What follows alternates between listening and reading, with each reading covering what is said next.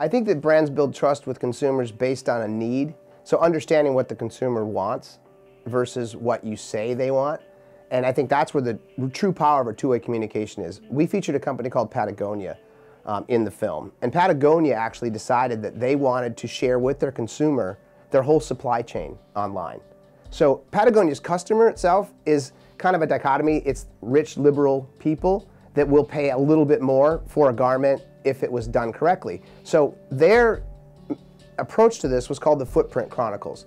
And the Footprint Chronicles was literally a map or a window into what they do. So here's our distribution, here's where we got our clothing, here's the chemicals we use to treat your jacket for waterproofing. And then the scary notion was that now we show you what those chemicals did to our carbon footprint. We showed you what it does to our sustainability index.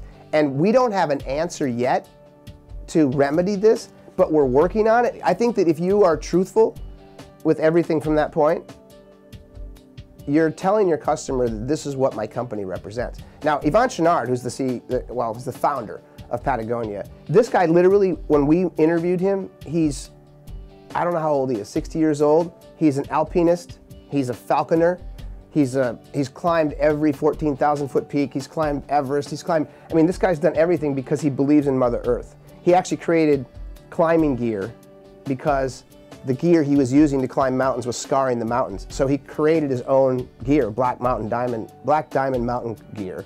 And then he created Patagonia because the clothing itself that he was mountain climbing with was also up to speed as it related to environmental things. So he created two companies based on his love of Mother Earth, and to have a corporation where he could then have a soapbox to stand on and preach sustainability. That's the origin of Patagonia. And I think that's something that's completely different than most companies. So is it an anomaly? Yeah, but the methods in which they use to communicate to their consumer, I think can be replicated.